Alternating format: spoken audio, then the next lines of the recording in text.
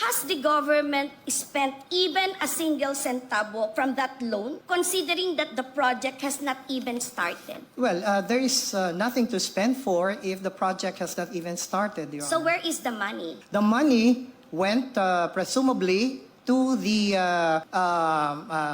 National Treasury for the purpose of using it for projects and programs under the unprogrammed So we have appropriations. unused funds for the project, and yet we still got money from PhilHealth to supplement this fund that has been unused for years. So, ang problema dyan, yung justification kasi nila, kasi alam ng lahat na kinuhaan nila ng pera yung PhilHealth. Yung ginamit nilang reason o yung rason nila na para kumuha ng pera sa PhilHealth is kailangan nila ilagay sa isang proyekto na may pera na palang supposedly nakalagay. And yung masaklap pa doon, yung proyekto na yon hindi siya programmed for this year. Yeah. So, I don't know if I am correct, may pera na galing sa loan na hindi natin alam saan na ngayon that is supposedly for the project. Tapos may pera pa na galing from the PhilHealth na hindi na rin natin alam kung saan nilagay because the project itself is unprogrammed or unfunded now. Lagay nila sa unprogram para ma-justify na lalagyan ng budget from PhilHealth. Yeah, but you know, but when they pulled the money out of PhilHealth, it was supposed to be for the PGN. Panay Guimaras Negros. Paano nyo ginamit yung pera na yan? Saan na napunta yan? And the people need to know kung ano man yung mangyari doon sa pera na allocated for that specific project, maaaring wala na or nandyan pa. Yeah. So, isa yun sa mga question natin ngayon.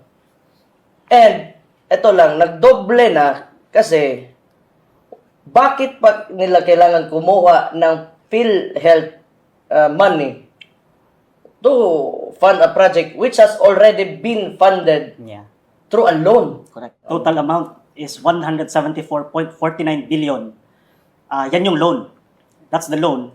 Plus allocations from 2022 and 2023 national budgets. We're talking about Billion. billions of pesos.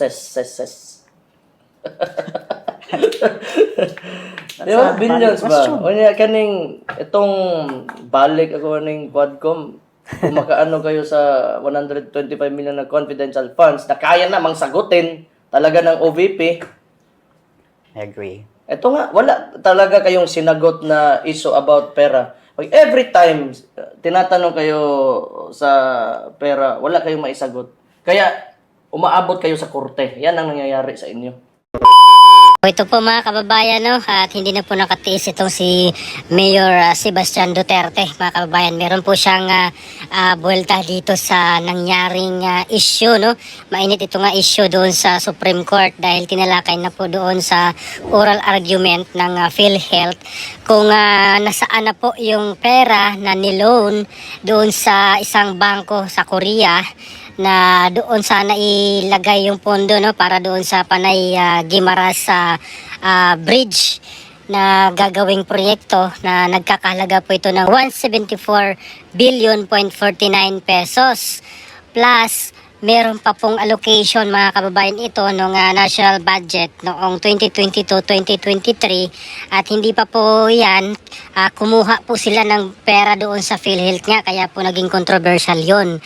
Kaya ito po si Mayor Basti Duterte, natatawa na lang mga kababayan kasi imagine nyo po 174.49 billion pesos ang halaga ng project na niloan na funded na, nakuha na yung pera, na loan na. At hindi pa po nag-umpisa yung project, mga kababayan, no? Kaya tanong po ni Mayor Basti kung nasaan na po napunta itong 174.49 billion. Plus ito pang kinuha nila sa PhilHealth, mga kababayan. Kaya sabi nga po ni Mayor Basti ay kailangan malaman ng tao kung saan napunta itong malaking halaga na ito, mga kababayan. Pati ang Quadcom ay hindi rin nakaligtas kasi nung issue nila kay VP Sara nung 125 million lang na confidential funds na kaya naman sagutin ng Office of the Vice President. Pero itong Quadcom tahimik, no? Wala naman po silang ingay, or kahit sa mga kagrupo nila, wala pong ingay mula sa kanila, no? Sa grupo nila, na kung nasaan na po itong 174.49 billion pesos na niloan po ng Pilipinas doon sa Korea, mga kababayan. So ito po si Mayor Basti Duterte. Panoorin po natin, mga kababayan, at pakinggan natin ang kanyang mga sasabihin, mga kababayan. Last week, laman ng usapan sa balita at sa social media itong nangyaring oral arguments sa Supreme Court because finally, Mayor and Tio, naganap na nga yung discussion, oral arguments, regarding the PhilHealth Fund transfer, yung budget. And Mayor and Tio, isa nga sa pinag-usapan hinggil dito sa oral arguments ng Supreme Court, may nag-viral na video clip itong sa discussion, sa oral arguments ni Associate Justice Amy Javier and Solicitor General Minardo Guevara when the Supreme Court Associate Justice was asking on the urgency of the fund transfer. Particularly, pinoint out nga doon yung Panay Guimaras Negros infrastructure project, no? Parang ang punto doon ni Associate Justice is bakit tayo magkukuha ng budget from PhilHealth at ilalagay sa isang project na fully funded na through a loan agreement. So nag-viral ito siya, Mayor Antio, no? And maraming nagsabi at maraming natuwa na finally nakita ito na some kind of a discrepancy on the fund transfer ng Supreme Court. What's your take on that, Mayor? What does that tell you on the discussions? Pagsalitain muna natin. Si Tio muna, sumahin natin ito. Wala. Kasi talagang nakasubaybay din to siya, Mayor. Well, para sa akin na Harvey, as an observer, as an outsider, watchdog actually, nakikita ko na there's a big disconnect between the government's reasoning compared to what has transpired during the oral argument. Kasi, ang sinasabi nila, tama ka na there was a loan agreement na Import-Export Bank of Korea, 174.4 billion if I am not mistaken. Tapos, for a project that is supposed to be done. Okay? Pero ang problem doon is, nilagay nila sa unprogrammed fund. Tapos, that's the reason why they're pooling resources or money from PhilHealth to fund such project. So, it's very good that our Supreme Court is parang standing up for what is really right for the Filipino people. Because first time nating narinig ito na may budget na pala, funded na pala ang program, ang project. It's just that, kumuha pa sila ng fund galing sa PhilHealth. Tapos yun, hindi na siya justifiable. So, naawa talaga ako kay Solgen. Kasi nga, nahihirapan na siyang mag-justify. So, it's so hard to justify something that is unjustifiable. In similar situation, it's easy to win something that's very winnable. So, sa nakikita ko, they are losing now. Nasa losing end sila sa argument, oral argument. That's a very good point, Tio. Yes, Mayor. Did they ask kung nasa na ba yung pera? Yes, actually, in that particular clip, Justice Javier asked, so nasaan na yung pera ngayon? Has the government spent even a single centavo from that loan, considering that the project has not even started? Well, there is nothing to spend for if the project has not even started, Your So Honor. where is the money? The money went presumably to the National Treasury for the purpose of using it for projects and programs under the unprogrammed So we have appropriations. unused funds for the project, and yet we still got money from PhilHealth to supplement this fund that has been unused for years. So, ang problema dyan, yung justification kasi nila, kasi alam ng lahat na kinuhaan nila ng pera yung PhilHealth. Yung ginamit nilang reason o yung rason nila na para kumuha ng pera sa PhilHealth is kailangan nila ilagay sa isang proyekto na may pera na palang supposedly nakalagay. And yung masaklap pa doon, yung proyekto na yon hindi siya programmed for this year. Yeah.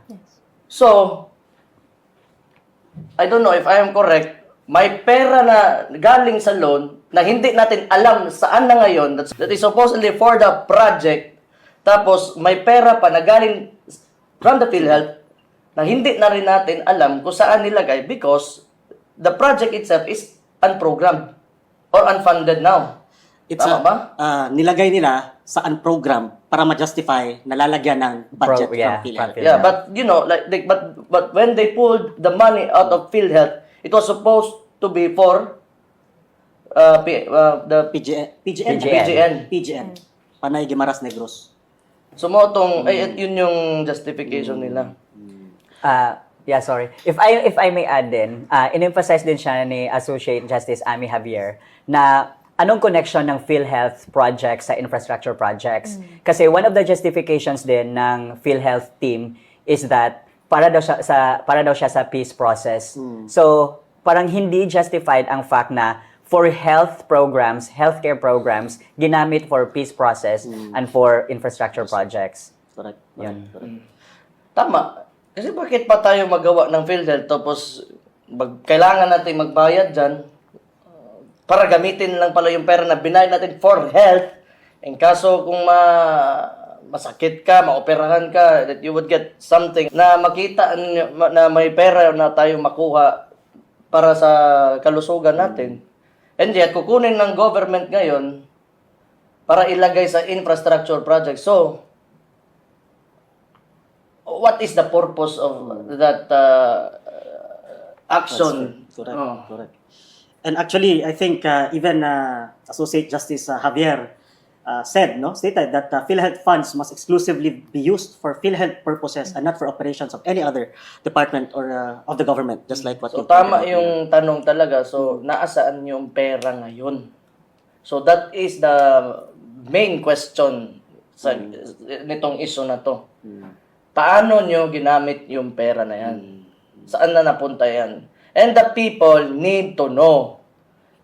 Kasi ang gobyerno, isa sa mga pangunahing tungkulin ng gobyerno is to provide basic services to the people, and that includes health, ang kalusugan ng kanyang mga citizens. So, I think kailangan talaga sagutin ng maayos ito. And tama yung sabi ni Cho kanina, kung may sagot ka lang talaga dyan, tapos na sana yan, nasagot mo na. Yung problema is you do not have a clear answer Right. sa mga tanong ng Supreme Court sa iyo. Tama, Mayor. And yun nga, marami yung nagsabi, Mayor and Hannah, no, na ito si Solicitor General Guevara as an observer. Again, he's been part of many administrations. And Yeah. he seems to be a very intellectual and, well-learned person. But dun nga, during the discussion, kaya yung nasabi mo, Cho, parang mahirap tingnan na nahihirapan siyang sagutin yung question ni Justice Javier. And Cho, you've been following this discussion, especially itong sa Supreme Court. No, you've been very active there. What's next here, Cho? For sure, this is just one of the many oral arguments. Ba, or yun na yun, and diretso na for the decision making. I think hindi pa ata nila natapos yung oral arguments kasi maraming issues na uncover as they are doing it. So, eventually, the more na may oral arguments about this, the more na na-expose yung current administration kung saan talaga ginamit yung pera. Tapos tama yung sinabi ni Mayor kanina na ang pinaka-basic na tanong dapat is nasaan yung pera. Yan yung hindi masagot ngayon eh. Yan yung parang blank space sa entire argument. They have all the reasons to talk about the COA audit. They talk about the Department of Finance, scheme of how they allocate budgets and everything, ganyan. Pero they cannot answer where did the money go. So yan yung problem ngayon. Wala talaga silang maisagot sa tanong na yan. Gusto ko lang, since you are closely monitoring this issue, nakapag-loan ba tayo doon sa sa bank, Yeah. the foreign bank? Tapos ngayon, itong PGN? Yeah. Itong PGN, unsa ganin eh? Panay Guimaras Negros. Panay Guimaras Negros Island Bridges. Is this funded ba siya ngayon na budget? Hindi, kasi nilagay nila sa program fund nga. Oo. Meaning, kung ano man yung mangyari doon sa pera na allocated for that specific project, maaaring wala na or nandyan pa. Yeah. So, isa yun sa mga question natin ngayon. And, eto lang, nagdoble na kasi bakit pa nila kailangan kumuha ng PhilHealth money to fund a project which has already been funded Yeah. through a loan? Correct. Correct. Correct. Oh. So, ito yung ano, so yan ang kailangan nilang sagutin kung saan yung pera na yan. And if yung pera na supposedly na sinabi nyo for that specific project ay properly allocated ba ngayon sa sinasabi niyong project na yan? Kasi kung hindi, hindi. The total amount is 174.49 billion. Yan yung loan. That's the loan. Plus allocations from 2022 and 2023 national budgets. We're talking about Billion. billions of pesos. Di ba? Billions ba? question. O niya, kaning, itong balik ako ng Quadcom, kung makaano kayo sa 125 million na confidential funds na kaya namang sagutin talaga ng OVP, I agree. ito nga, wala talaga kayong sinagot na issue about pera. Pag every time tinatanong kayo sa pera, wala kayong maisagot.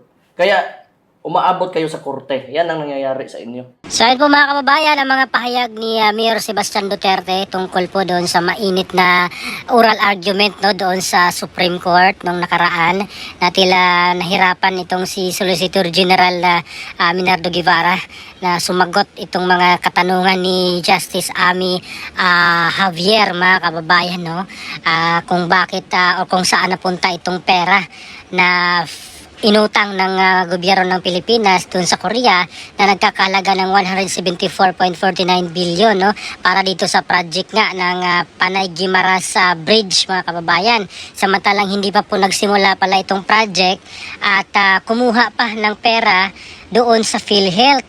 Ayan, kaya yun yung talagang nasintro yung tanong ni Justice Javier mga kababayan kung bakit ganon. At sabi naman ni Solgen Guevara ay presumably daw nasa National Treasury yung pera. Ayan, pero sabi naman ni Mayor Basti mga kababayan na kailangan malaman ng taong bayan kung saan napunta itong malaking halagang pera na 174.49 billion. Sabi ni Mayor Basti, bakit tahimik yung Quadcom? Hindi sila nag-ingay or kahit yung mga kasama nila sa Kongreso. Walang ingay tungkol dito mga kababayan. No? Samantalang doon sa 125 million na confidential funds ni VP Sara ay sobrang ingay nila. So ano pong inyong mga opinion mga kababayan no? Dito sa issue na ito at sa mga pahayag ni Mayor Basti Duterte? Please comment down below mga kababayan. Maraming salamat. God bless po sa ating lahat.